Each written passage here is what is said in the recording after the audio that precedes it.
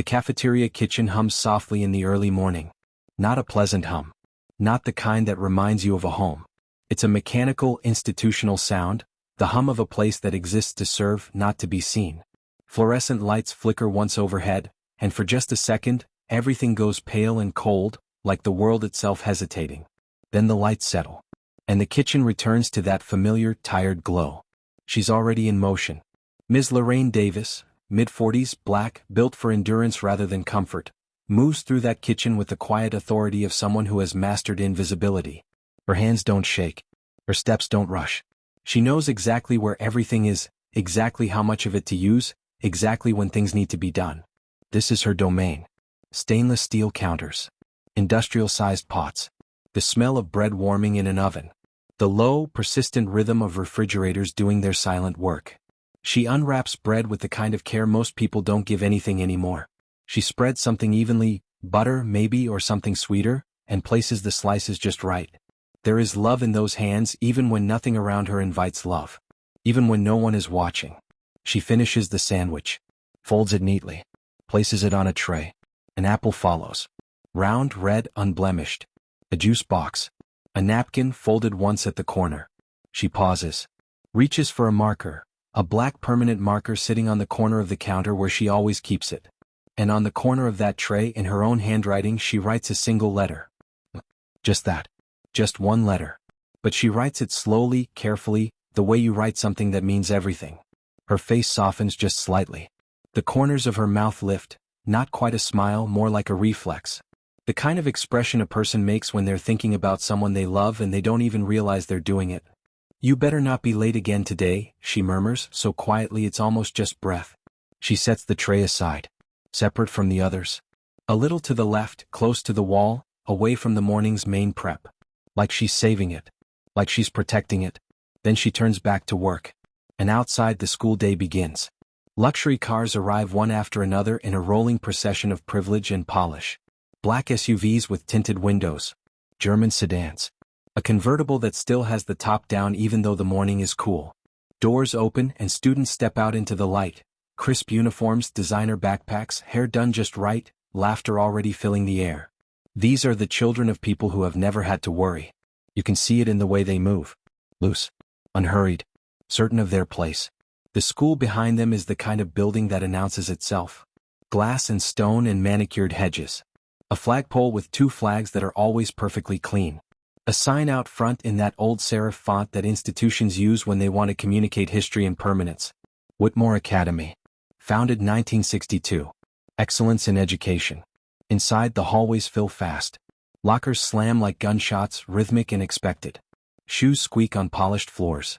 Conversations stack on top of each other into a wall of sound that means morning, that means alive, that means the day is beginning. And moving through it all, barely a ripple in the current, is Malik Davis. 16 years old. Hoodie slightly too large. Backpack a little worn at the straps, the kind of wear that comes from actual use. He keeps his head down just enough. Not fully hidden, not asking to disappear, but not inviting contact either. His steps are deliberate, each one placed with a quiet intentionality, like he's already learned how to navigate a space without disturbing it. Someone brushes past him without looking. Another student pauses mid-sentence as he walks by, just for a beat, then resumes once he's gone. It's subtle. The kind of thing you'd miss if you weren't paying attention. The kind of thing that, when you add it up over days and weeks and months, becomes its own form of violence. Malik doesn't react. He keeps walking. And then, for just a moment, so brief it's almost not there, his voice comes through. Not from the hallway. Not from anywhere you can locate. More like a memory surfacing, rising up through the present like something that was always just below the surface. Mom? Something's not right at that school. The sound fades like smoke. And the hallway goes back to being just a hallway.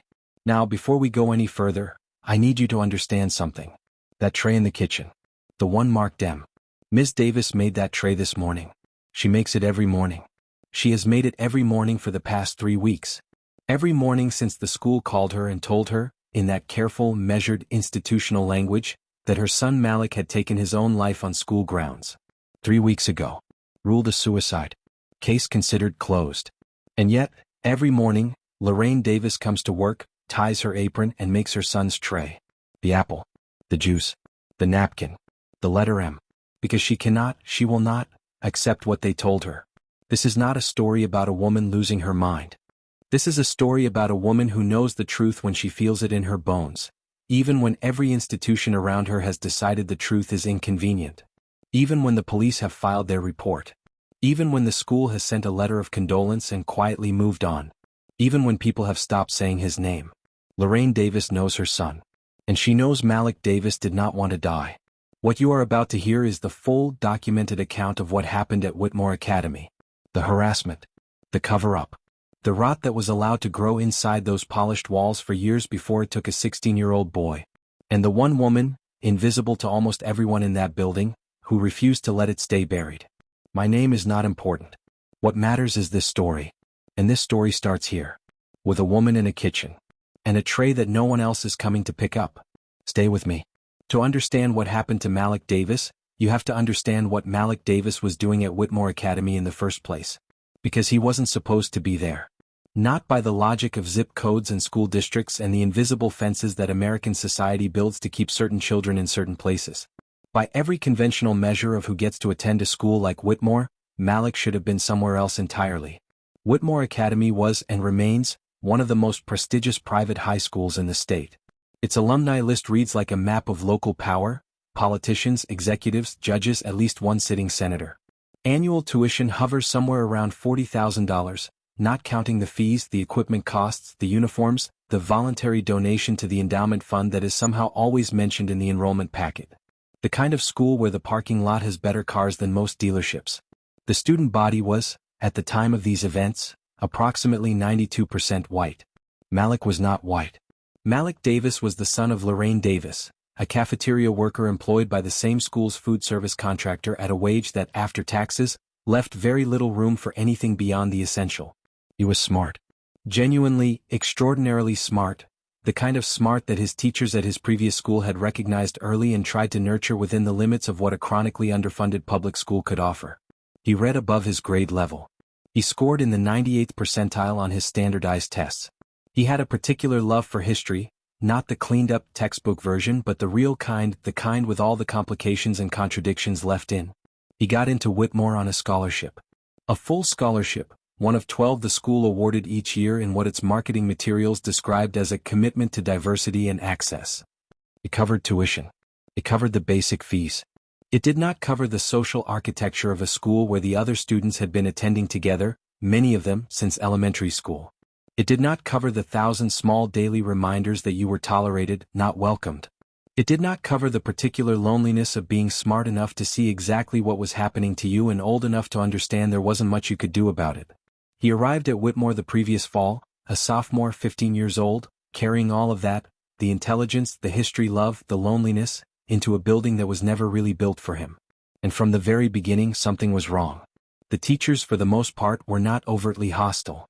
Some of them were genuinely decent people who saw Malik's ability and tried to cultivate it. But there is a particular kind of institutional racism that doesn't require individual malice to operate. It runs on assumption, on habit, on the invisible machinery of a school that has spent 60 years serving one kind of student and never seriously interrogated what that meant. It ran on the way Malik's essays were sometimes graded just a little more harshly than identical work from other students. On the way he was called on less in class discussions. On the way guidance counselors steered certain students toward college prep and steered others toward realistic career conversations, and which category Malik landed in was not random. But the teachers were not the worst of it. The students were the worst of it. Not all of them. There were kids at Whitmore who treated Malik decently, or at least neutrally, who said good morning in the hallway, who didn't go out of their way to make his life harder. In a school of 300 students, maybe a third of them were essentially indifferent to Malik's existence, which in the context of what was happening to him actually qualified as a kindness. But there was a circle. A particular tight circle of students, mostly male, mostly senior class, all of them from families whose names appeared on the donor wall in the main lobby, who had decided, collectively and deliberately, that Malik Davis was a problem. At the center of that circle was Brian Redwood. Brian was 17, the kind of 17 that some people get to be when every advantage has been stacked in their favor from birth.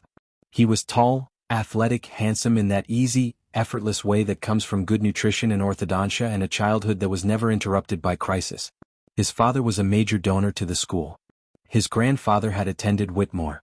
His name was, in the most literal sense, carved into the walls of the building, the Redwood Media Center, dedicated 1987. Brian Redwood did not need to try hard at anything. Everything came to him, including the loyalty of the people around him, which he had cultivated with the instinctive skill of someone who had grown up watching how power operates and had absorbed those lessons completely. He wasn't loud about his cruelty. That's the thing you need to understand about Brian. He wasn't the kind of bully who shoves people in hallways and calls them names in front of teachers. He was smarter than that, and in many ways that made him more dangerous. What Brian did to Malik was quieter, more surgical, designed to be deniable. It started with the small things. Malik's tray disappearing from the cafeteria table while he was getting a napkin, so that when he returned his food was gone and there was nowhere to sit. The laughter that followed explained everything. Notes slid through the slats of his locker. Nothing with names on them. Nothing that could be traced. Just words. Ugly words. The kind of words that carry centuries of weight. The group project in AP History where Malik was assigned to a team that proceeded to do all the work without telling him about the meetings, then submitted something that didn't include a single one of his ideas, then accepted the A while Malik took the 0 for not contributing. The time someone put something in his food. He wasn't sure what, something that made him sick enough to spend most of the afternoon in the bathroom, sick and humiliated, while a group of boys lingered in the hallway outside laughing at sounds they could not have been laughing at if they didn't already know what was in there with him. He told his mother about some of this. Not all of it. Not the worst of it. Because Malik was 16 and perceptive enough to understand that his mother worked in that same building, that she needed that job, that what little stability their life had was tied directly to her continued employment at Whitmore. He was protecting her. At 16 years old, he was protecting her from the full weight of what was happening to him because he loved her and he understood the economics of their situation better than most adults give teenagers credit for. But some of it leaked through. "They keep messing with me," he told her one evening. He was standing near the doorway of their apartment, restless, that tightly controlled voice that people use when they don't want to sound afraid. "It's not just regular stuff, Mom. It's like they decided something." Lorraine was tired. She was always tired. A full day on her feet in that kitchen, then the bus ride home, then the dinner she still made from scratch because she believed children should eat real food, then the bills, always the bills, spread across the kitchen table like a map of everything that was still wrong. She heard him. She did hear him. But there is a particular kind of exhaustion that processes information differently, that weighs every response not just for its truth but for its cost. "Baby," she said, softer than her exhaustion, "just focus on school. Please. You're not hearing me?" I am hearing you. Firmer now. But we can't afford problems there. Not at that school. You understand? That scholarship is your way out. It is our way up. Don't make trouble." Silence. Then, yeah. Not agreement. Dismissal. The sound of a boy closing a door on the inside. She registered it even then. Some part of her registered it. But she told herself it was normal teenage frustration. Told herself she'd check in with his guidance counselor. Told herself there would be time. There wasn't. What happened to Malik at Whitmore Academy was not accidental. That is the thing that keeps coming back as you piece the story together. It was not random. It was not the result of adolescent thoughtlessness or the casual cruelty that sometimes emerges in teenage social hierarchies without anyone intending real harm. What happened to Malik was organized. Brian Redwood had been at Whitmore since the 6th grade. By the time he was a senior, he had spent 6 years building an understanding of exactly how the school worked, who had power, who protected it, how the administration responded to complaints, what the consequences were for various infractions, and, critically, what happened when you put pressure on a student who had no institutional support network. He had watched it happen before. Not to Malik, to other scholarship students in previous years. He had watched what happened when they complained, when they pushed back, when they tried to go to a teacher or the assistant principal. He had watched the way those complaints were received, the way they were weighed, the way the school's need to protect its reputation intersected with the particular social credibility of the students being complained about. He had learned from that. By the time Malik arrived, Brian had a system. It involved multiple students, never just one, so there was always the question of whose account to believe. It involved targeting Malik in spaces where there were no witnesses, or in spaces where the witnesses were part of the group, or in spaces where the environment itself, the noise, the chaos of a crowded hallway, could be invoked to cast doubt on any account of what happened. It involved a particular understanding of Assistant Principal Marcus Carter. Carter was not evil. He was something perhaps more common and in some ways more corrosive than evil. He was self-protective.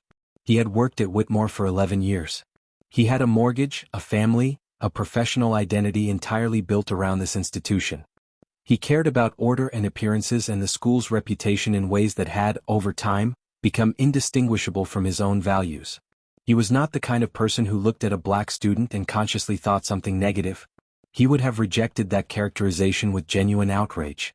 But he was absolutely the kind of person who, when a scholarship student came to his office with a complaint about Brian Redwood, whose father had just donated a new sound system for the auditorium, heard that complaint through a very particular filter. A filter made of risk assessment and plausible deniability and the learned institutional wisdom of what complaints led where. Malik went to Carter's office twice in the fall semester. The first time he reported the food incident. He described what had happened as clearly and calmly as he could, because he was the kind of kid who understood that composure was a form of credibility in that environment. Carter listened. He took notes, or appeared to take notes. He told Malik he took these things seriously. He said he would look into it. He asked Malik if he had any evidence, any witnesses. Malik said no. Carter nodded slowly in the way of someone deciding something. He said that without more to go on, it was difficult to take formal action. He said sometimes these things were misunderstandings. He said Whitmore had a zero-tolerance policy for bullying and harassment, and if Malik had more concrete information in the future, to please come forward. Malik left that office feeling, he later told a classmate, like he'd just been told very politely to go away. The second visit was in late November. Malik came in looking different. More tired, more guarded, something in him slightly diminished in a way that was new. He told Carter that things had escalated. He used the word targeted. He described specific incidents, specific people, specific patterns. He mentioned Brian Redwood by name. This is where Carter's response became something worse than indifference. He told Malik that making accusations against specific students without proof was a serious matter. He said that Brian Redwood was a respected member of the school community with no disciplinary record. He said that he understood high school could be socially challenging, particularly for students who were still adjusting to Whitmore's environment. That phrase, still adjusting, doing a great deal of work in that sentence. He said he would, again, keep his eyes open. He also, at some point in that conversation, suggested that Malik might benefit from speaking to the school counselor about stress management. He sent a boy who was being systematically harassed to a stress management counselor. And then he called Malik's mother. Not to tell her what Malik had reported. To tell her that Malik seemed to be having a difficult time adjusting, that he was perhaps feeling overwhelmed, that it might help if she could encourage him to engage more with school support services. He framed it as concern. He framed it as outreach. Lorraine thanked him for calling. She told him she would talk to Malik. She felt, briefly, a flush of something maternal and worried. Her son was struggling and the school was telling her, and that meant something was being done, that there was a process, that someone with authority was paying attention. She talked to Malik that night. She asked him how he was doing, really doing. He said he was fine. She said she'd heard from the assistant principal. Something in Malik's face shifted, something that closed down fast, like a shutter pulled over a window. What did he say? Malik asked. That you're having some adjustment issues. That you should use the counseling services more. Something in the silence that followed that. Right, Malik said. And went to his room. Whitmore Academy had a security camera system. 14 cameras throughout the building, hallways, entrances, the cafeteria, the gym corridor, the parking lot. A system installed 3 years prior at significant expense, described in the school newsletter as a commitment to student safety. Those cameras recorded to a server maintained by the school's IT contractor. Footage was stored in a rolling archive, 30 days then overwritten. This becomes important later.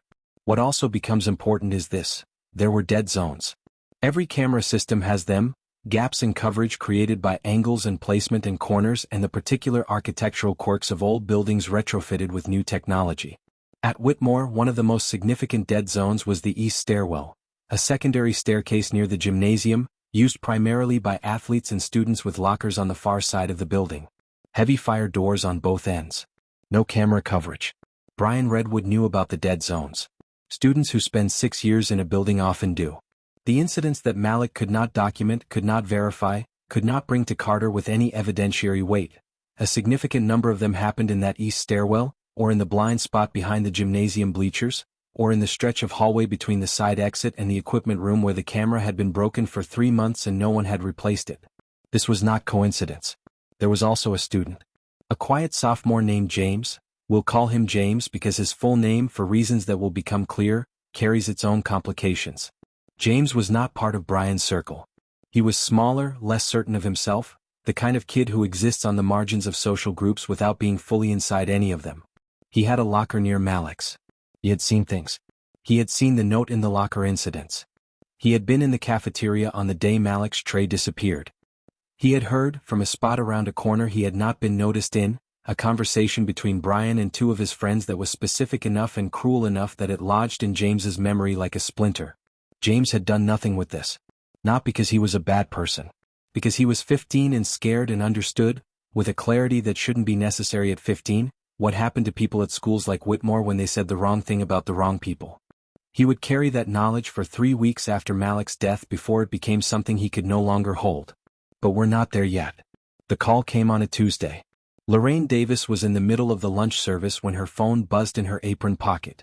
She couldn't get to it. The line was long, the kitchen was at full capacity, and her hands were full of the work that never stopped. She let it go to voicemail. She didn't check the voicemail until her break. It was Carter. His voice was careful in a way that voices are careful when they contain catastrophic news. He asked her to call him back as soon as possible.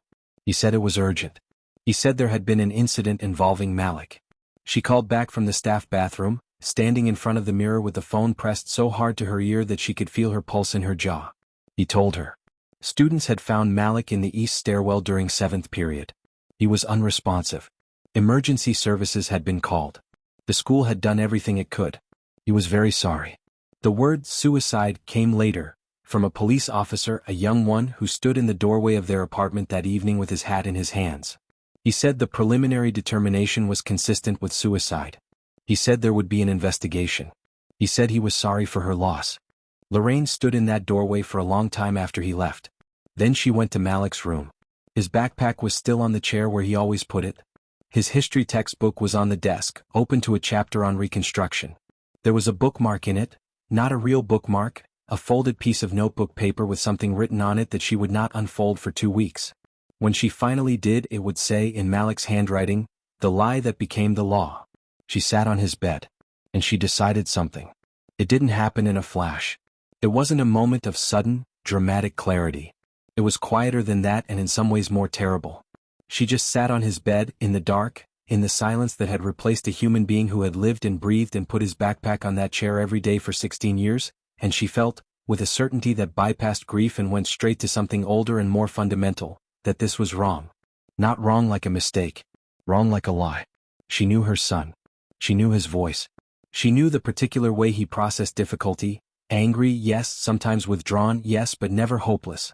She knew the way he talked about his future, about the books he wanted to read, about the history degree he'd already mentally decided he was going to get, about how he was going to write something real someday, something that told the truth about things. She knew the way he'd stayed up until 2 in the morning the previous month finishing a research project he was passionate about even though he was running on 3 hours of sleep. She knew the way he loved life with a quiet, stubborn tenacity that no one gave him enough credit for because it didn't announce itself loudly.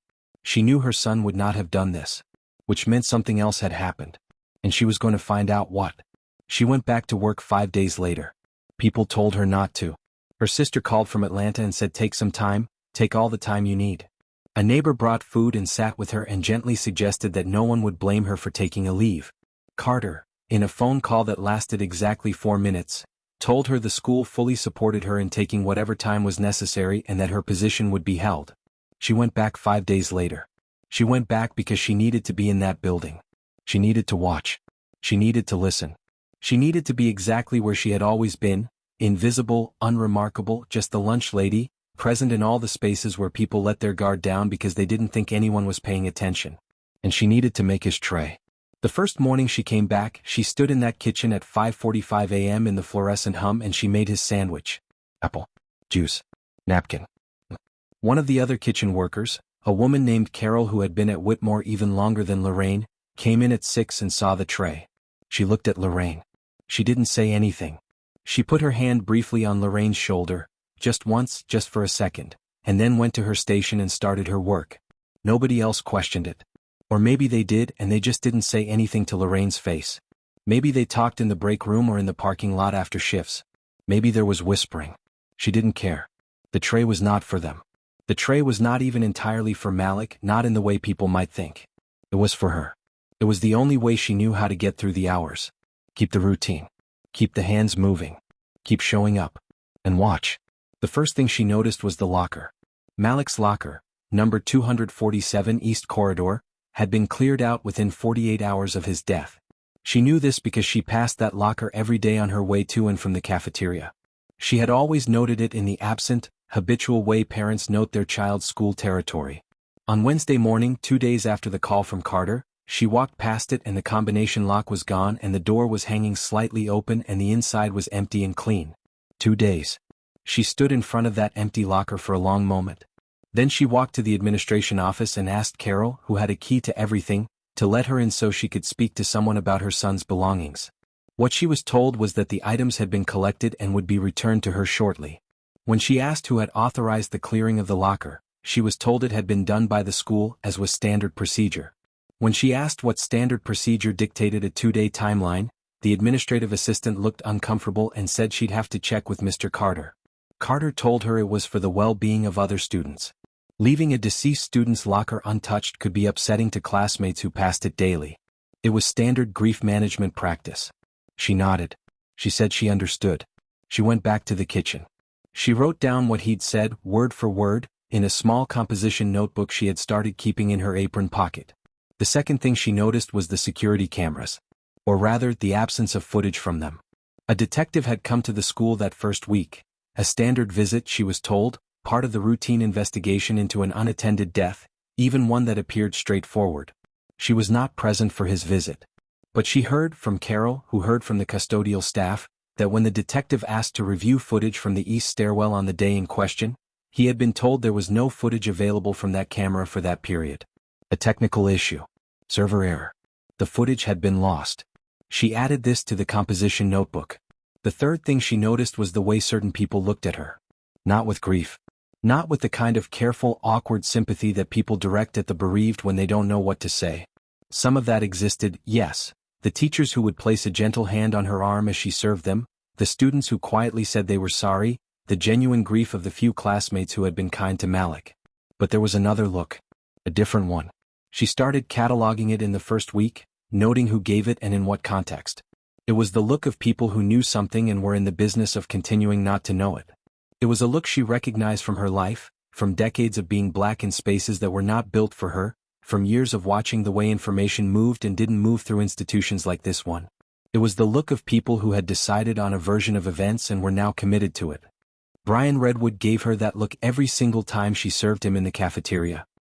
He would come through the line, hand her his tray, wait for his food, and then, just for a fraction of a second, his eyes would meet hers with a steadiness that was not the steadiness of innocence. It was a steadiness of calculation. He wasn't afraid of her. He was, if anything, mildly curious. Like he was watching something unfold that he had already run the scenarios on and determined was not a threat. It was the most frightening thing she had seen in her life, and it happened every day over a serving counter in a school cafeteria. She wrote it down. She also started writing down everything she could remember about the months before Malik's death. Every conversation. Every complaint he'd made. Every time she'd brushed it off. Every warning sign she had categorized as adolescent difficulty rather than genuine crisis. This part of the writing was not investigation. This part was something else. This part was a mother in the dark, holding a lantern over the territory of her own failures, and the pages where she recorded those memories were the hardest ones to write and the ones she returned to most often. She could not save Malik. But she could still hear him. There is something you should know about what happens to a mother who has lost a child and returned to the last place she saw him alive. The mind does things. Not insane things, not the things that get people committed and medicated into silence. Ordinary things. Human things. The brain, in the face of a loss it cannot integrate, does what it can. It reaches for the familiar. It fills in the negative space. She began to see Malik in the cafeteria. Not all the time. Not clearly.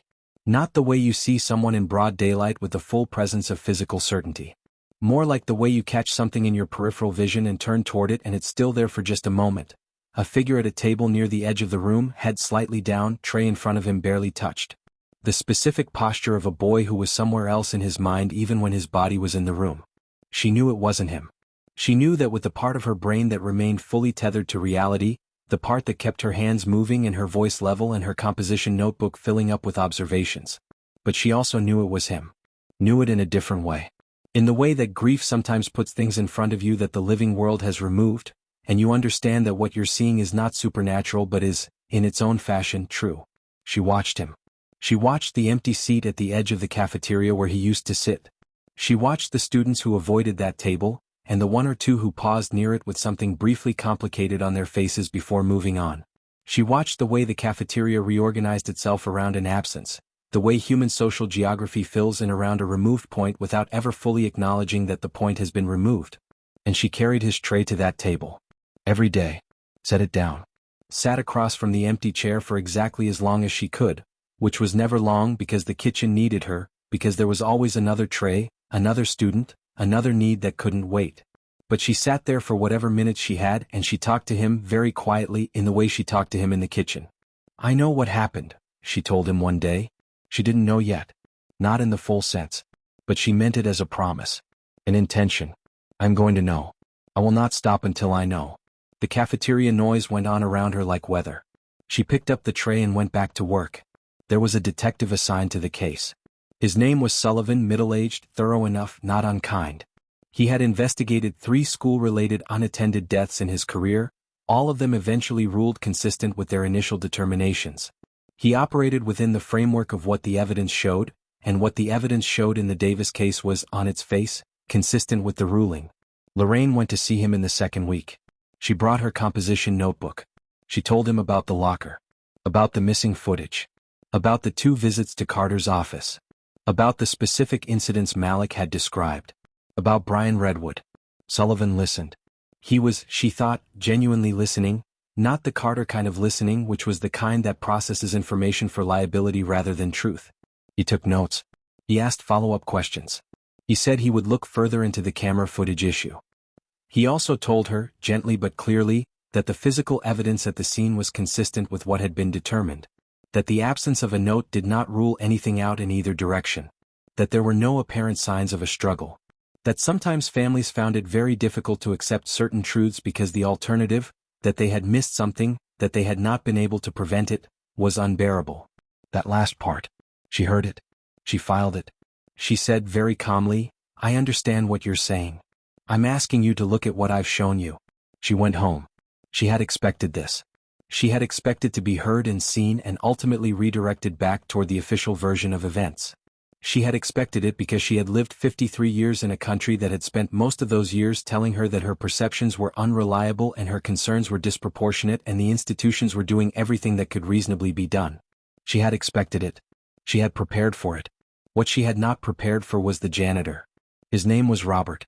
He'd worked at Whitmore for 7 years, was part of the night custodial crew, a quiet man in his late 50s who Lorraine had known in the way of co-workers who share a building but not much else. A nod in the hallway, a word here and there. She had never had a real conversation with him. He found her. She was in the parking lot after her shift on a Thursday, the wind cutting cold, waiting for the bus. He came out of the side entrance in his coat, car keys in hand, and he slowed when he saw her and then stopped. He stood there for a moment not saying anything. Like he was deciding something and hadn't fully decided yet. Then he said, "I'm sorry about your son." "Thank you," she said. Another pause. "Those cameras," he said, "in the east corridor. The server issue." He stopped. He looked away at nothing in particular, at the parking lot, at the cars. "That system doesn't fail that way. That's not how it works.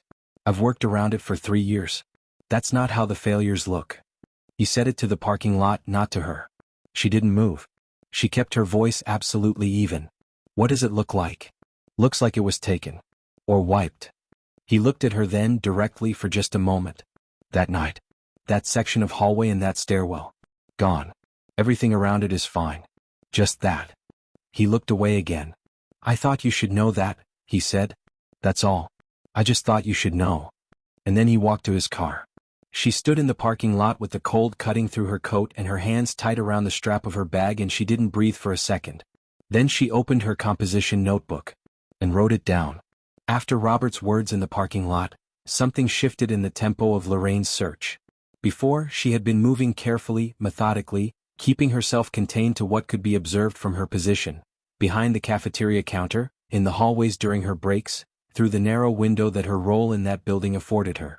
She had been working within limits because limits, for a woman in her position in a school like Whitmore, were not suggestions. They were structural. They were enforced without being formally stated. But deleted footage was not a passive failure. Deleted footage was an action. Deleted footage was a choice made by a specific person at a specific time for a specific reason. And knowing that changed the geography of what she was looking at. It meant that somewhere between the moment Malik was found in that stairwell and the moment Sullivan was told the footage was unavailable, someone had made a decision about what the world was and was not allowed to know. She needed to find out who made that decision. She also needed to find out what, if anything, remained. Because Robert had said the section that was gone covered the east corridor and the stairwell. What he hadn't said, what she had been turning over since the parking lot, was what was adjacent to that corridor. What cameras were near it. What angles might have caught, from a slightly different position, something that was still there on the server. She didn't have access to the security system. She had no way to pull footage herself, no credentials, no access to the server room where it was maintained. But she knew someone who might. His name was Devin, and he was 17, and he was one of maybe 3 students at Whitmore who had been genuinely kind to Malik. Devin was not a saint. He was a lanky, sardonic kid who had arrived at Whitmore on a partial scholarship a year ahead of Malik and had navigated the school's social ecosystem with a tactical pragmatism that Malik had respected and occasionally tried to emulate. He didn't make waves. He was friendly with a wide enough range of people that he avoided being anyone's particular target. He wasn't part of Brian's circle, but he wasn't on their radar either. He occupied a kind of neutral zone that required constant, quiet work to maintain. He had been friends with Malik in the way of 2 people who understand each other's situation without needing to articulate it. They ate lunch together sometimes. They talked about music and history and the particular absurdity of being at Whitmore on scholarship, the way that experience was simultaneously a golden ticket and a daily exercise in the understanding of exactly how much you did not belong. When Malik died, Devin went quiet in a way that his teachers noticed but couldn't fully interpret. Not outwardly emotional, not the crying in the hallways kind of grief. Just quieter. More careful. Like something had sharpened in him. Lorraine found him in the library during a free period on a Friday, 2 weeks after Malik's death. She sat down across from him at a table in the back corner, away from the librarian's sight line. She put her composition notebook on the table between them. He looked at it. Then at her. "I know you cared about him," she said. He didn't say anything. "I know something happened that night that the school doesn't want anyone to know about. I can't prove it yet. I need help understanding what might still exist in terms of records, footage, anything." Devin was quiet for a long moment. He looked at the notebook. Then at her. "Mrs. Davis," he said, "I'm not going to pretend I don't know things. Because I do know things. Malik told me things." Pause. "He told me more than he told you. He asked me not to say anything." Something shifted in her chest. She kept her face still. "I know," she said. "He was trying to protect you. The job. I know that too." Another silence. "I can't access the security system," Devin said. "I'm not IT. But I know something you might not." He leaned forward slightly. "The school system isn't the only one. The gym has its own separate camera for the athletic facilities. It's on a different network, managed by the athletic department, not the main IT system. The entrance to the east corridor is at the edge of that camera's range. Maybe. I can't say what's on it. But it wasn't on the same server as the footage that got wiped." She wrote it down. "Also," Devin said, and his voice dropped another register, "there's a student, sophomore, James Hartley. His locker was near Malik's. He's been really messed up since this happened. Not in an obvious way. But I see it. He knows something. He hasn't told anyone." She wrote that down too. She didn't approach James directly. She was smarter than that. Direct approaches got people defensive and frightened. She knew that what James needed, if he was carrying the weight Devin described, was not a confrontation. It was permission. She created the conditions for permission. She started leaving a small kindness at his spot in the cafeteria line. Nothing dramatic, nothing that could be noticed by the wrong eyes. An extra portion when his tray looked sparse. A word, just a word, nothing heavy, nothing that required response. "How you doing today?" Not even a question. Just an acknowledgement that he existed. She had been doing this for Malik in a different way for 16 years. She knew how to make a person feel seen without making them feel pressured. It took a week. On a Wednesday of the 3rd week, James came through the line at an unusually quiet moment. The lunch rush had thinned, the other students had dispersed. He stood in front of her and she put food on his tray and he didn't move. She looked at him. He was a small kid, 15, something in his eyes that was older than 15 in the way things get old too fast when they've been carrying something heavy. "I knew your son," he said. His voice was barely above the kitchen hum. "I know," she said. "I saw things." He swallowed. "I don't know if it matters. I don't know if it'll do anything." "Tell me anyway." He looked around. Nobody within earshot. The note in his locker on the Monday before. He stopped, started again. It wasn't just a note. It was a threat. "I saw Brian give it to Tyler Marsh to put in there. Tyler didn't even read it, he just folded it and put it in. Brian was watching from down the hall." She kept her face still. "The Thursday before, another stop. I was in the hallway near the east stairwell after 7th period. I heard them. Brian and at least 2 other guys. I didn't see them, I was around the corner, but I heard them. His jaw tightened. It was bad. It sounded like someone was being hurt. And then it got quiet. And then I heard Brian say very clearly, he said, 'Keep your mouth shut.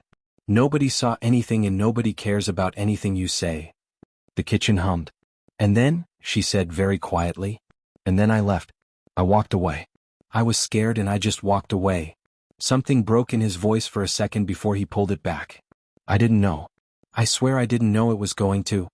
"I believe you," she said. "Mrs. Davis." "I believe you," she said again. "What you just told me matters. I need you to tell me, would you be willing to put that in writing? Signed?" He hesitated. She watched the fear move across his face. "They'll destroy me," he said. "Possibly," she said. "But right now you're already destroying yourself. I can see it." A long silence. "I need to think about it," he said. "Take the time you need. I'll be here." He picked up his tray and left. She watched him go, her hands still on the counter, the kitchen hum still doing its work around her. She thought about Malik. About all the times he'd tried to tell her and she told him to keep his head down. She thought, "I will not tell this child to keep his head down." Devin was right about the athletic department camera. Getting access to it was not a simple matter and involved a sequence of events that Lorraine would later describe only in general terms, because some of the people who helped her were still employed by the school and she had no interest in seeing them lose their jobs. What she would say was that through a sympathetic party within the school, someone whose identity she protected, she was able to access a portion of footage from the athletic camera covering a stretch of hallway near the east corridor entrance. The footage was not clear. It was shot from the wrong angle, at a distance, through a door that was sometimes open and sometimes not. It did not show everything. It did not show enough to constitute the kind of proof that a prosecution would be built on. But it showed something. It showed the east stairwell door opening and 3 figures going in. It showed the timestamp, 3:47 p.m. The period Malik was found. It showed, unmistakably, one of those figures, tall, easy gait, the specific way he moved that anyone who'd watched him walk through a cafeteria would recognize, as Brian Redwood. The other 2 figures were less clear. But Brian was clear. And then there was nothing for 11 minutes. The door remained closed. The hallway was empty. At 3:58 p.m., 2 of the figures came out. Not 3. 2. She watched that footage 3 times. Then she copied what she could onto a flash drive. Then she put the flash drive in the pocket of her apron, next to the composition notebook, and she went back to the kitchen and she made sandwiches until the end of her shift with her hands completely steady and her heart doing something terrible in her chest that she did not allow to reach her face. She did not go to Carter. She did not go to Sullivan first. She went to a lawyer. Her name was Angela Morris. She was a civil rights attorney, 42, with an office in a part of the city that was not fancy but was functional and had built a reputation over 15 years of doing exactly this kind of work, taking cases that involved the intersection of institutional power, systemic racism, and the silencing of vulnerable people. Lorraine found her through the sister of a woman she went to church with. A text message that said, "If you're looking for someone who won't be afraid to go up against a school like Whitmore, call Angela Morris." She called. Angela saw her the following day. Lorraine brought everything. The composition notebook. The flash drive. Her account of the janitor's words, which he had not yet consented to formally, but which she included anyway. Devin's information. The timeline of Malik's 2 visits to Carter. The record of Carter's call to her that framed Malik's complaints as adjustment difficulties. The stripped locker. The missing footage. Angela was quiet through most of it. She asked specific questions. She made her own notes. At the end of an hour, she leaned back in her chair and looked at Lorraine with a directness that Lorraine found, After all the careful non-looking she'd been surrounded by for 3 weeks, almost physically relieving. You understand, Angela said, that what you have right now is not sufficient for a criminal prosecution. It's suggestive, it's compelling, but it's not sufficient.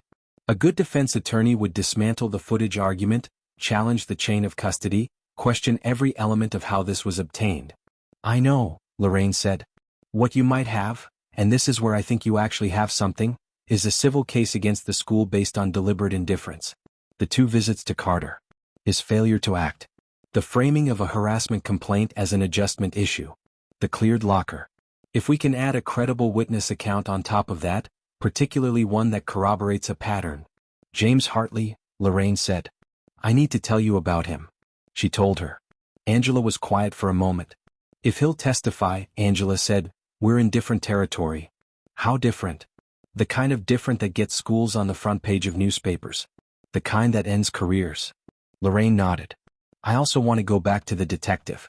Sullivan. With the footage. We should do that together, Angela said. Before you do anything else publicly. We give law enforcement what we have formally through counsel. If they still don't act, we have a different kind of record to build on. And if they do act? Then maybe Malik gets the truth he deserved. The word deserved hung in the air between them. Deserved. As if truth were something that had to be earned. As if it were not owed automatically to a 16-year-old boy. Lorraine thought, we're going to get it anyway. Sullivan met with them 3 days later. He was more careful this time. Angela's presence changed the texture of the conversation. When a civil rights attorney is sitting across from you with a composition notebook and a flash drive and a clear-eyed client who has been building a documented case for 3 weeks, you adjust your posture. Not because you're corrupt. Because you're human and you understand what's in the room. He watched the footage. Twice. His face didn't change dramatically, but something in it shifted. The particular shift of a person who has been working from one map and has just been handed a different one. I need to have this forensically analyzed, he said. To confirm authenticity, chain of custody. Of course, Angela said. I also need the source. There was a pause. The source will need protections, Angela said. We can discuss what that looks like. Sullivan looked at Lorraine. You understand that if this leads where it might lead, this process is going to be, it's not going to be clean. It's going to be contested. There are families involved who have significant resources and every motivation to fight this. I understand, Lorraine said. And you're prepared for that. I've been prepared for 3 weeks. I was prepared before that, actually. I've been prepared my whole life. He held her gaze. Then nodded once. Give me 5 days, he said. The forensic analysis confirmed the footage was authentic and unaltered. The timestamp placed Brian Redwood and 2 others, identified through subsequent investigation as Tyler Marsh and a student named Cade Holloway, entering the east stairwell at 3:47 p.m. on the day Malik died. The footage showed 2 of them exiting at 3:58 p.m. Malik was found in the stairwell at 4:12 p.m. by a student who had taken a wrong turn.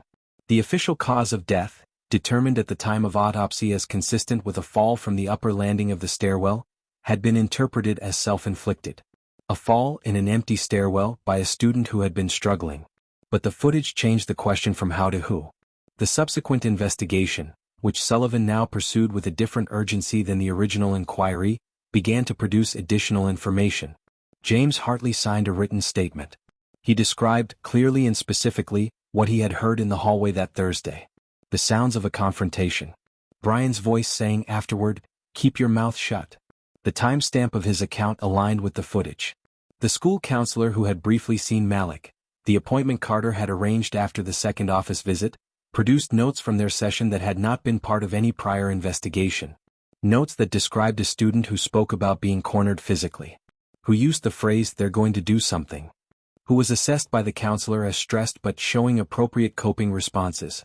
A notation that, in retrospect, suggested a clinical failure as significant as Carter's administrative one. The counselor had not flagged the session for follow-up. Had not told anyone what Malik said. Had been operating under a set of assumptions about what troubled scholarship student meant that led her to treat genuine warning signs as ordinary adjustment stress. She would later say in her own statement to investigators that she had failed him. That she had heard him and not heard him and that she did not know how to live with that. She was not a villain in this story. She was someone who had been given information she needed and processed it through a filter that was not her fault entirely but was hers to reckon with. The person who had wiped the security footage was identified through the school's access logs. The IT contractor who maintained the system had received a request, not from the school district's central IT office, not through any official channel, but a direct verbal instruction given after hours from an administrator. An administrator whose position carried enough institutional weight that a contractor did not question it. That administrator was Marcus Carter. He had not been present in the stairwell. He had not harmed Malik directly.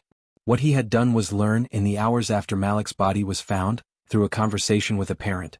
Brian Redwood's father made a call that evening, and Sullivan would eventually document this, what might be on those servers. And he had made a choice. A choice made of everything he had always been. Self-protective, reputation-focused, committed above all to the institution and to the people whose names were on the walls. He had deleted the footage. He had organized the narrative. He had called Lorraine Davis, not to tell her what he knew but to manage her. When Sullivan showed up at Carter's office with Angela Morris beside him and the full documented case laid out, Carter's face, described by one of the officers present, went very still and then very gray. Like a building losing its power. Like all the light inside him simply going out at once. He said initially that there must be some mistake. He said there were protocols he'd been following. He said the conversation with Mr. Redwood had been routine. He said he had done what was best for the school. He kept saying that until Sullivan stopped him. Until Angela placed on the desk between them the timeline, the access logs, the IT contractor's account, the note of the call from the Redwood residence. And finally the footage, Brian Redwood's unmistakable silhouette entering that stairwell while a 16-year-old boy was still alive. He was 16 years old, Sullivan said. He came to your office twice. Carter didn't say anything for a long time after that. The full account emerged over the following weeks as investigators pieced together physical evidence, witness statements, and the eventual partial cooperation of Tyler Marsh, who, facing charges and the advice of an attorney who was not as connected as Brian's, made the decision to provide an account of what happened. It was not a plan to kill Malik Davis. That, in some ways, is the part that is hardest to hold. Because it would be easier, in a certain sense, if it were. It would be cleaner. The story would fit a known shape. But what happened in that east stairwell was something that starts in contempt and cowardice and ends in a death that was never intended and never prevented and afterward was treated with a cold, institutional efficiency that was, in its way, worse than the act itself. They had followed him. This was Brian's design, not that day specifically, but as part of a long-running pattern of cornering Malik in spaces where there were no witnesses. The east stairwell was a location they had used before for verbal confrontations, for the particular kind of cruelty that happens when someone has decided that another person's dignity is not something they need to account for. That day it escalated. There was a physical confrontation. Tyler Marsh would describe it as Brian losing his temper, but that framing, of course, was self-serving. What occurred involved Malik being pushed, being struck, being cornered on the upper landing with nowhere to go. He fought back. Malik, who had been told his whole life by his mother and by the school and by everything around him to keep his head down and not make trouble, finally fought back. And in the violence of that confined space on those stairs, there was a fall. Whether it was a push, and the physical evidence and the reconstructed trajectory suggested it was, or whether it was the result of the chaos of that confrontation, Malik fell from the upper landing to the lower. The distance was significant. Brian and Cade left. Tyler Marsh lingered for a moment, long enough, he would later say, to see that Malik was not moving, to understand what had happened, to feel the full weight of it descend on him. And then he left too. They left him there. In a stairwell, on a floor, not moving, on a Thursday afternoon. And went back into the flow of the school day. And for 11 minutes, from 3:47 to 3:58 per the footage, that stairwell was a place where a boy lay dying and the only people who knew about it were walking away. He was found at 4:12 by a freshman who was going to retrieve a forgotten jacket from a locker and took the wrong stairwell. Who would spend the subsequent weeks in a kind of trauma that the school's grief counseling program, such as it was, addressed by giving her one session with the same counselor who had failed Malik. She would not be fined for a long time. She should not have had to be the one to find him. None of this should have happened. Brian Redwood did not cooperate with the investigation. He retained, through his father, one of the most expensive defense attorneys in the state, a woman who specialized in juvenile cases and whose specific expertise was in limiting the legal exposure of minors from wealthy families in violent incidents. His account, when it was given, was that there had been a confrontation, that Malik had initiated the physical escalation, that what happened was an accident, that he had panicked afterward and made poor decisions that he regretted, that he was 17 years old and had never intended anyone any harm. His attorney argued that the footage was ambiguous, that it showed people entering a stairwell, nothing more, that the witness testimony, James Hartley, was hearsay, that the forensic reconstruction of the fall was interpretive, not definitive. Mr. Redwood's father, Michael Redwood, board member and major donor, retained a separate PR firm within 48 hours of charges being formally considered. The school's board called an emergency meeting.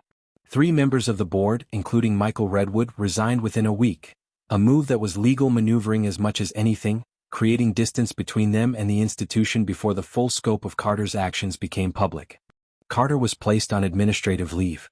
Then quietly his employment was terminated. The school district, perhaps understanding that the alternative was worse, did not fight his termination claim, paid out his contract, and issued a statement expressing deep commitment to student safety and a comprehensive review of protocols. The comprehensive review was announced on a Tuesday and forgotten by the following Monday. Angela Morris filed the civil suit. It was filed on behalf of the estate of Malik Davis, and named the school's board, assistant principal Marcus Carter in his individual capacity, Brian Redwood, Tyler Marsh and Kate Holloway. The filing was 47 pages. It described, in legal language that was nonetheless devastatingly specific, every failure, every deliberate choice, every moment when a different decision could have been made. The 2 office visits. Carter's call reframing those visits. The deleted footage. The race-coded language used by staff when discussing Malik's complaints. The pattern of harassment.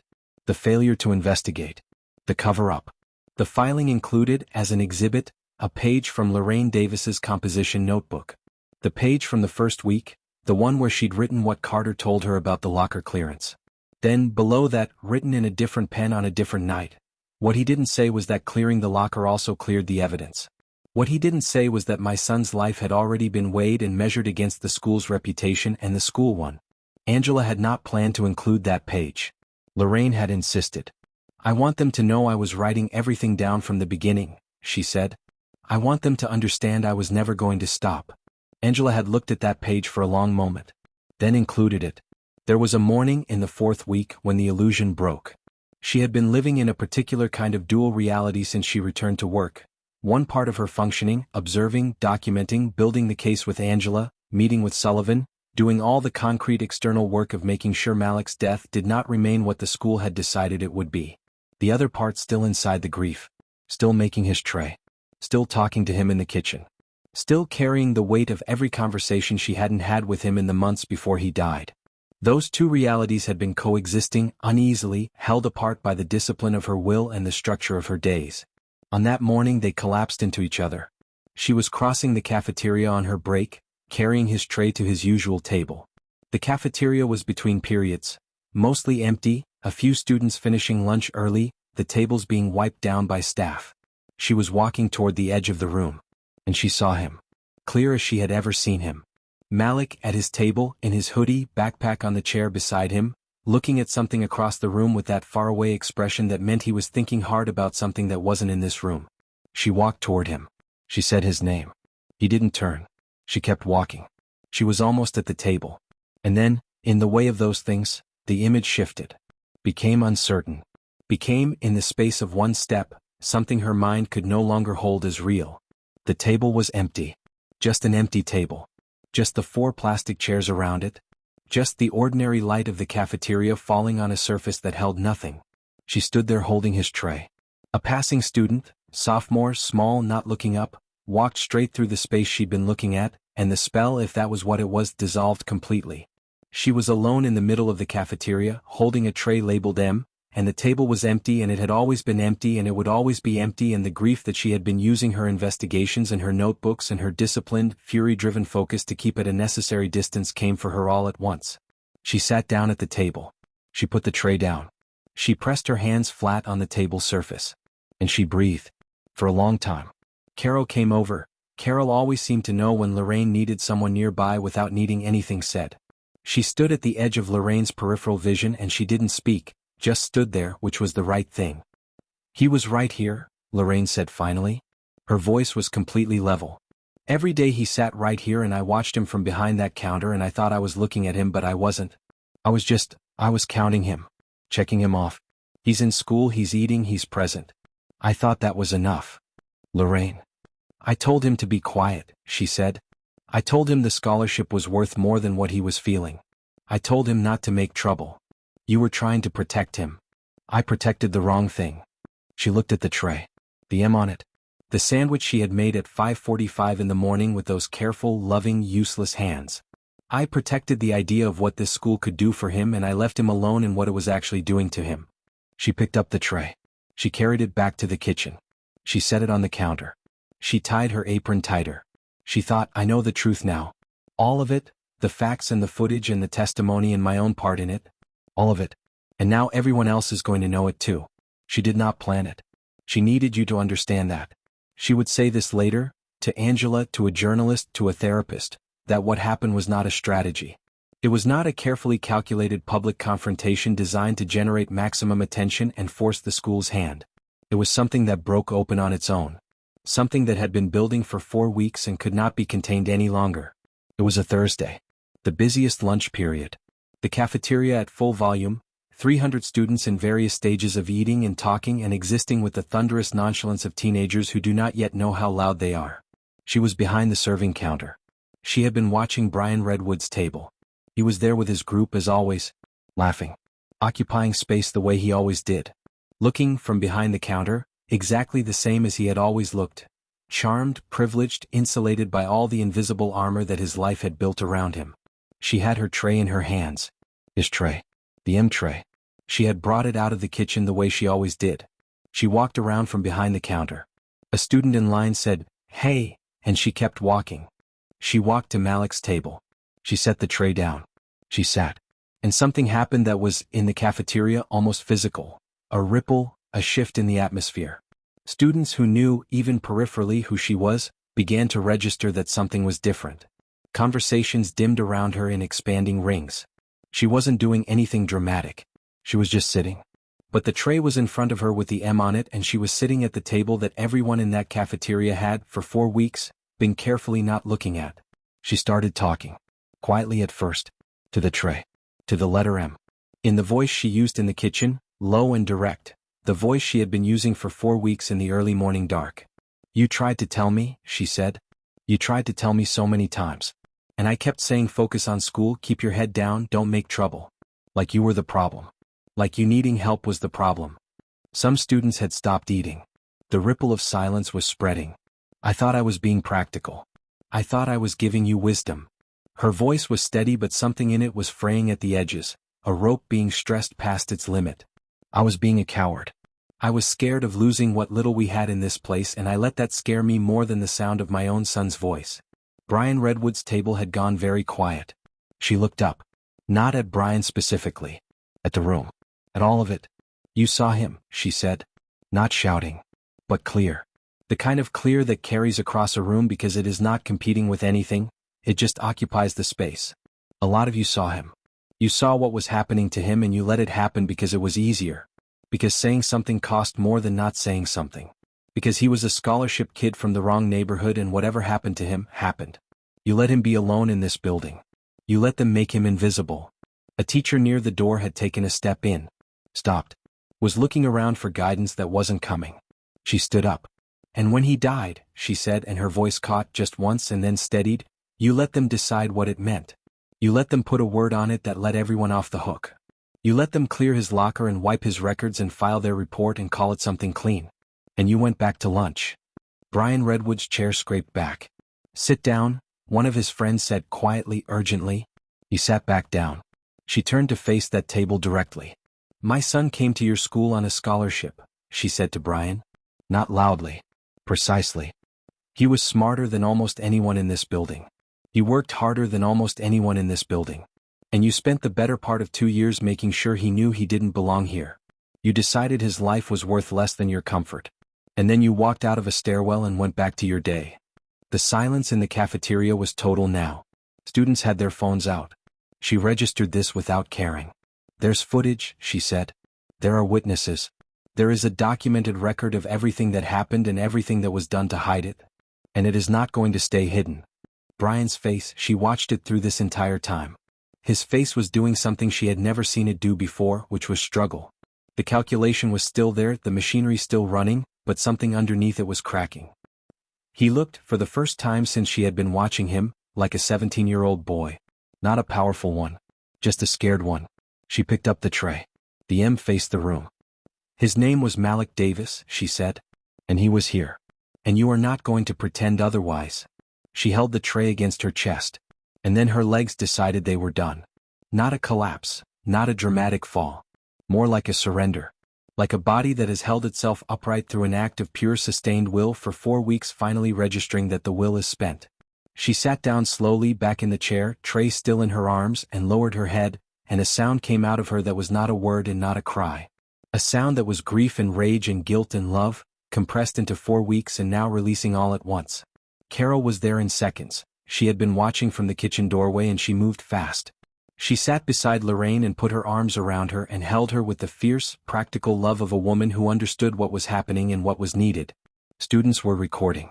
Some were crying. One girl at a table near the back had her face in her hands.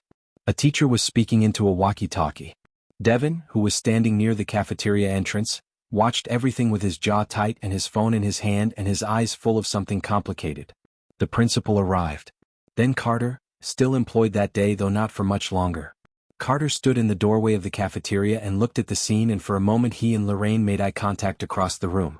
She held it. He looked away first. In that moment, after the words, before anyone reached her, while Carol held her and the room was still adjusting to what had happened, she looked up, across the cafeteria. And she saw him one more time. Malik, at his table. Not looking away now. Looking at her.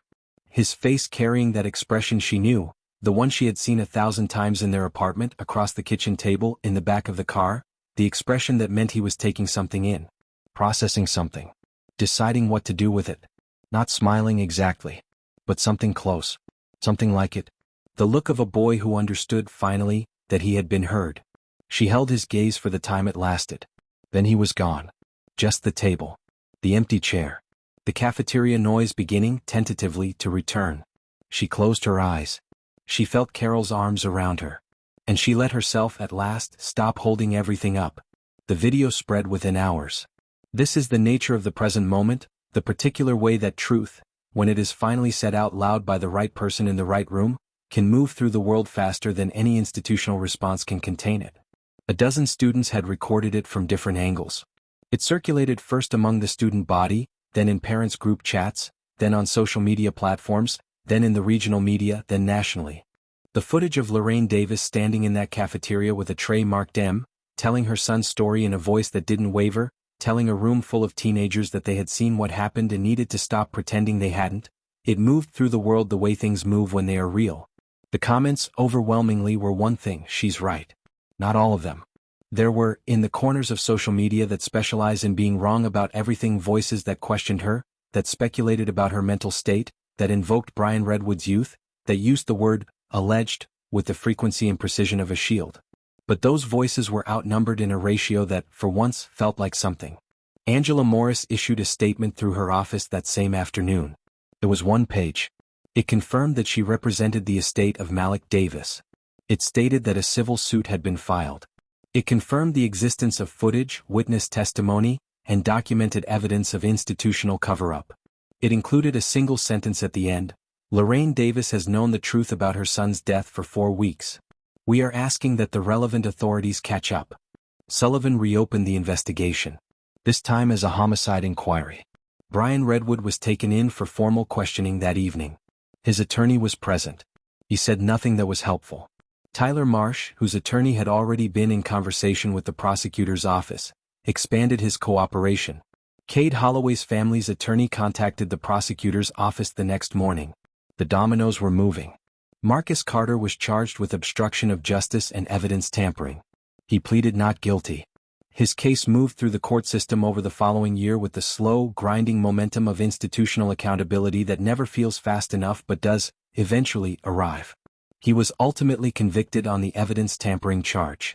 The obstruction count was more contested. He lost his administrator's license. He would never work in education again. His statement to the court at sentencing included an apology.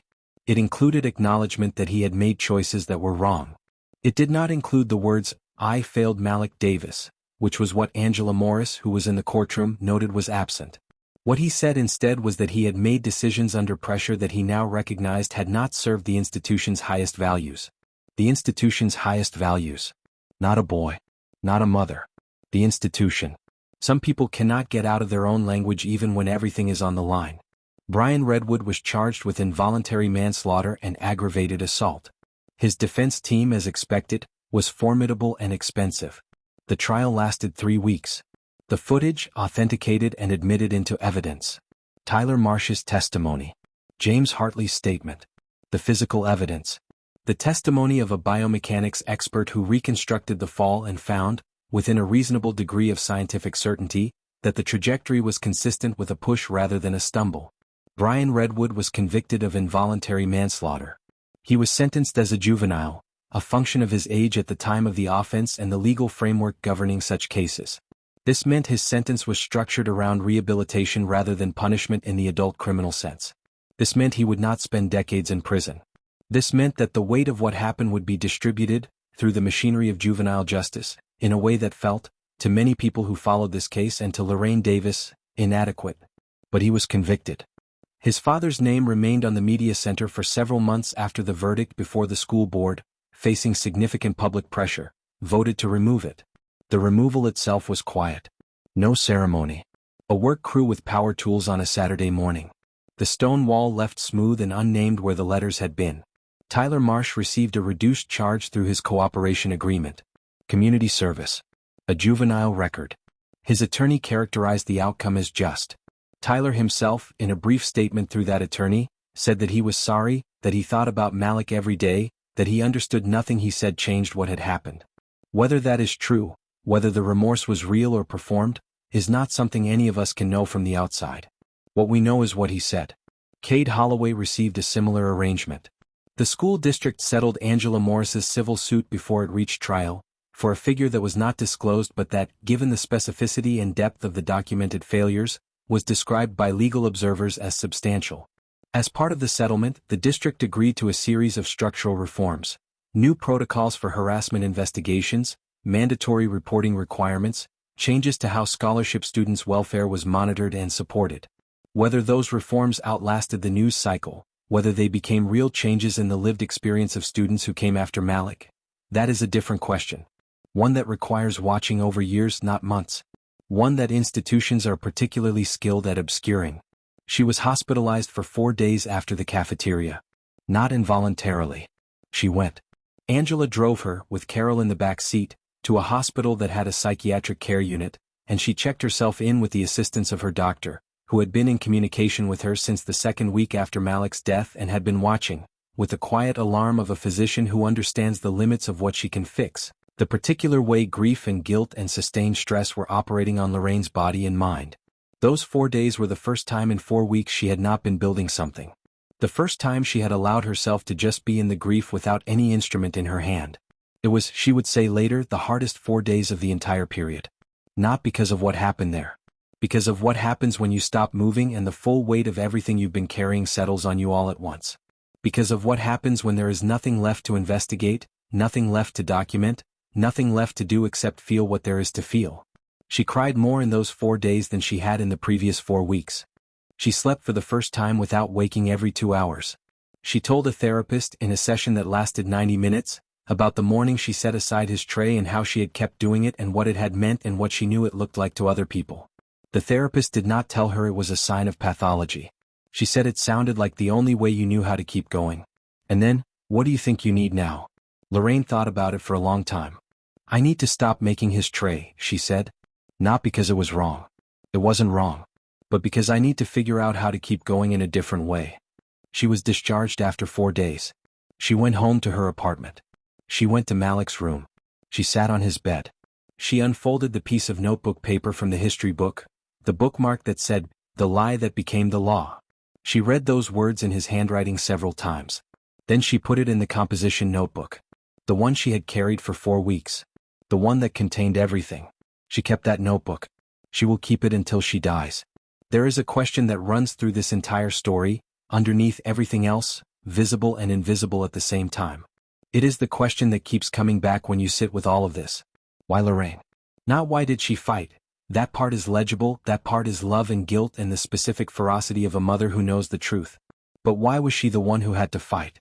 Because here is what this story is really about, beneath the specific facts of a stairwell and deleted footage and a boy who should be alive.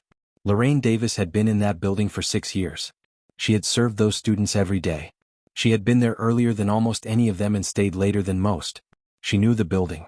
She knew its rhythms and its dead zones and its power dynamics and the specific way it organized itself to protect certain people over others.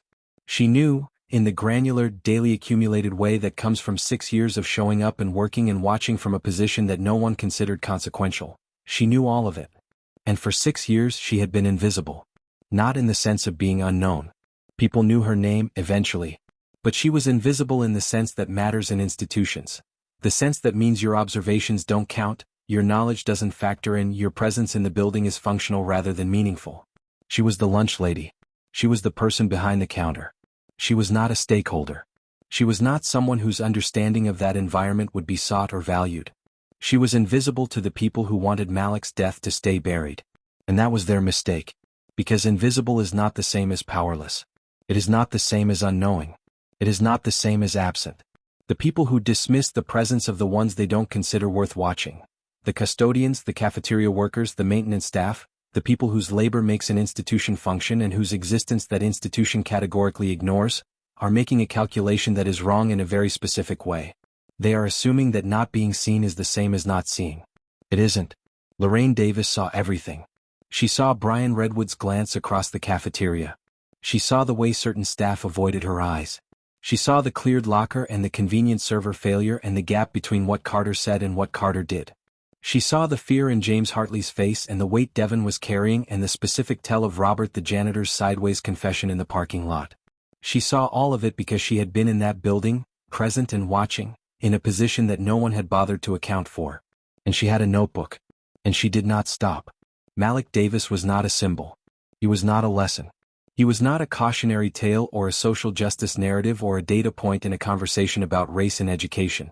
He was a 16-year-old boy who loved history and read above his grade level and wanted to write something real someday and kept a bookmark in his textbook that said, "The lie that became the law." He was a boy who was perceptive enough to understand what was happening to him and brave enough to try to name it and loyal enough to try to protect his mother from the full weight of it. He was a boy who walked through a hostile environment every day with his head slightly down, not asking to disappear but knowing how to navigate a space without disturbing it. He was a boy who was given an opportunity, the scholarship, the access, the theoretical door, and was then given no support whatsoever in walking through it. He deserved better. Not in the abstract, not in the way that sounds good in a statement from a board of education. He deserved better in the specific, daily, relentless way of a child who needed someone in a position of authority to say, clearly and without qualifications, "What is happening to you is wrong and we are going to stop it." He never got that. What he got instead was a series of people who weighed him against other things and found him to be worth less. Worth less than the school's reputation. Worth less than the donor's legacy. Worth less than the convenience of a narrative that didn't require anyone to do anything difficult. He was 16 years old. His life was worth more than all of it. The question that this story asks in every one of its parts is not just who is responsible for what happened to Malik. That question has been answered. Partially, imperfectly, as justice almost always is, but answered. The question it asks beneath that, the question that stays with you after the footage and the verdicts and the settlement, is this: how many Maliks are in buildings right now? How many kids are walking through hallways with their heads slightly down, carrying something that the institution around them has decided it cannot afford to see? How many of them have said something to someone, a teacher, a counselor, a parent, and been told in one language or another, "Keep your head down, don't make trouble, focus on what's important"? How many of them are being weighed against the institutional comfort of people who have decided that their names are not worth the inconvenience of their needs? The answer is not a comfortable one. The answer is, more than we are willing to say. She did not go back to Whitmore. After everything, the hospitalization, the investigation, the trial, the settlement, she could not. Even if she had wanted to, even if the school had wanted her back, it did not. The idea of being in that building behind that counter was something her body refused. There is a limit to what we can ask of people. There is a limit to what anyone should have to endure in the name of practical necessity. She had given that building 6 years and her son and 4 weeks of the most sustained, disciplined, grief-driven investigation anyone had any right to expect of her. She had given enough. She found another position. A different school, a public one, a school that was loud and crowded and under-resourced and had nothing to offer in the way of donor walls or polished floors. She worked in its kitchen. She served students who looked like Malik and students who didn't. She kept her eyes open. She kept a notebook. She also, in the year after Malik's death, became something she had not been before, a voice. Not because she sought it. Not because she was comfortable with the attention or the platforms or the way her story had been taken up and made into something public. But because Angela Morris introduced her to a journalist who was doing a piece on institutional cover-ups in private schools, and the piece ran and other people reached out and she found, slowly, reluctantly, then with more purpose, that what she had learned in those 4 weeks was useful to people who were inside versions of the same fight. She spoke at a school board meeting in another city where parents were trying to get a harassment investigation taken seriously. She spoke at a community event organized by the parents of a scholarship student who had been pushed out of a private school through a pattern of institutional indifference that felt, to everyone in the room, familiar. She spoke carefully. Not loudly.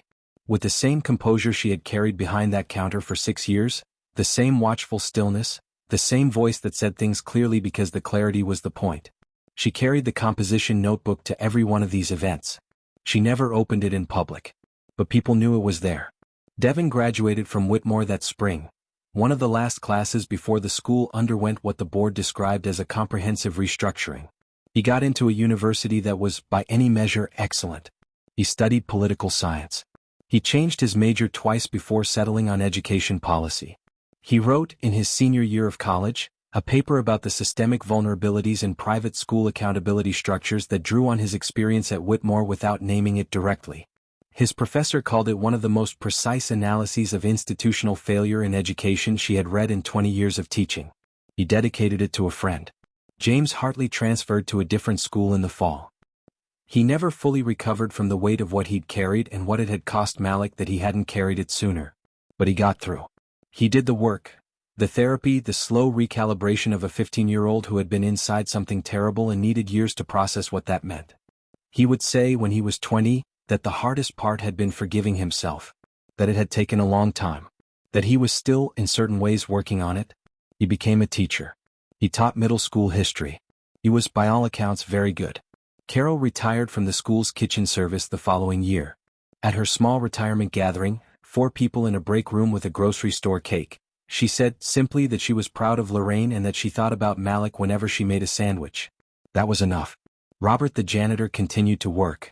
He gave his account to the investigators when they came back to him through formal channels, and he gave it without drama, in the same way he'd given it in the parking lot, sideways, matter-of-fact, stating what he knew as a person who had worked in that building and had accurate information that was relevant to a wrong that needed righting.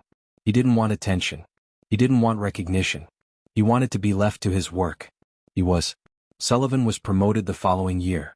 He gave, in an interview with a local outlet running a follow-up piece on the Davis case, a rare direct statement about what the case had meant to him. He said, "I should have moved faster. The first time she came to me, I should have moved faster. I hope I've learned something from that." It was not enough. But it was more than most people in his position were willing to say. Whitmore Academy still exists. It went through the restructuring. There are new administrators.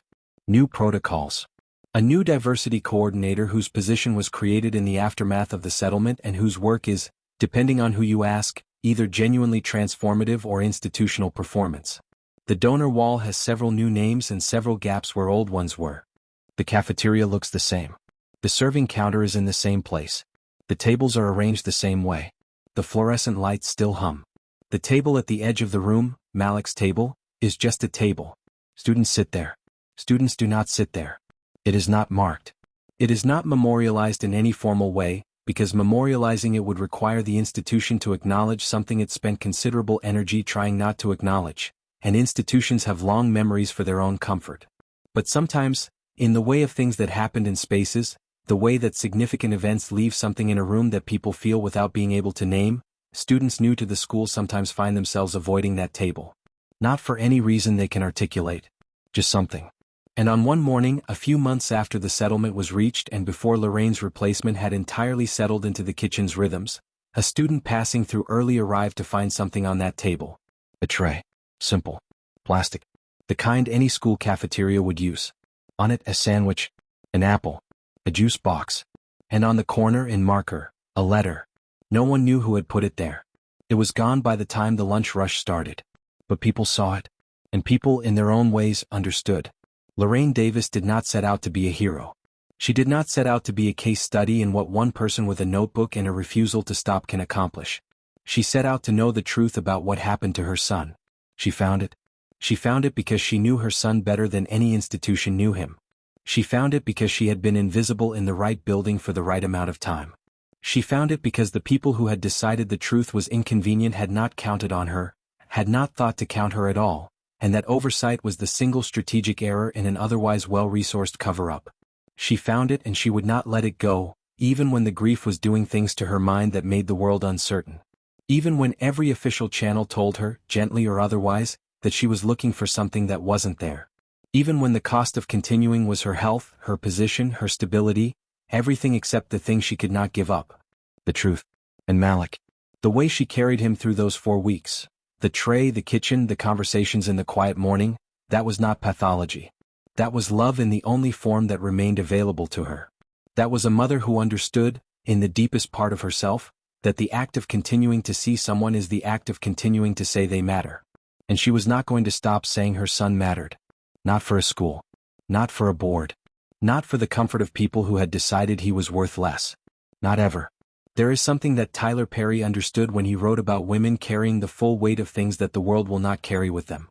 Women who stand in rooms where the air is hostile and speak clearly anyway. Women whose love is not soft or comfortable or decorative but is structural, the kind of love that holds things up, that builds cases, that fills notebooks, that walks to a table in the middle of a cafeteria and sets down a tray and says, "This happened and I am not pretending otherwise." That is Lorraine Davis. That is who she is. And that is the real thing, the thing underneath all the footage and the legal filings and the verdicts, that Malik knew about his mother even when he was protecting her, even when he was choosing not to burden her with the full weight of what was happening to him. He knew she was the kind of person who would not stop. He knew that if the worst happened she would fight. He was right. She did. If you are in a building right now, any building, any school, any institution, and you know something. If you are in the position of James Hartley, carrying information that matters, feeling the weight of what you've seen, calculating the cost of speaking against the cost of silence. This is what I want you to hear. The cost of silence doesn't stay stable. It compounds. It compounds in you and it compounds in the world. James Hartley was 15 when he walked away from that corridor. He was 20 before he had processed what that choice had cost him. 15 to 20. 5 years of living inside a decision he could not undo. You cannot always prevent the worst. Sometimes you are in a situation where the machinery is already in motion and the most you can do is add your voice to the record, and sometimes even that feels like too little. But it is not nothing. James Hartley's statement was part of what convicted Brian Redwood. His account, added to the footage, added to the timeline, added to everything Lorraine Davis had assembled, it was part of what turned a deleted piece of footage and a closed case into something the system could not ignore. His voice mattered. Your voice matters. And if you are in the position of the parent who is tired, who is doing the math, who is trying to hold a life together and cannot afford for the school to become a problem, who has told their child in 100 small ways that the institution is more important than what the institution is doing to them, if you are that parent, I am not here to condemn you. I am here to ask you to listen. Really listen. Not the kind of listening that processes what you're hearing for its cost-benefit ratio. The kind that sits with it. The kind that hears past the words to what the words are standing in for. The kind that says, you are telling me something important and I am going to take it seriously even if it costs me something. Because the cost of not listening is always more. Lorraine knows that. She carries it every day. And she would give everything she knows and everything she has accomplished since and every moment of whatever good comes from her story, she would give all of it without a second's hesitation to have listened to her son when he was still alive to be heard. That is the truth at the center of this story. That is what the trademarked M is really about. Not investigation. Not revelation. Not the vindication that came too late. It is about a mother who wishes she had listened sooner. Who made a tray every morning because making a tray was the only thing she had left that was still an act of care for her living son. Who carried that tray to a table and set it down and sat across from an empty chair and said, I hear you now. I hear everything you tried to tell me. And I am not going to stop until the world hears it too. Malik Davis. 16 years old. Sophomore, Whitmore Academy. He loved history. He wanted to write something real. He kept a bookmark in his textbook that said, The Lie That Became the Law. He was here. He was seen. He mattered. Say his name. Malik.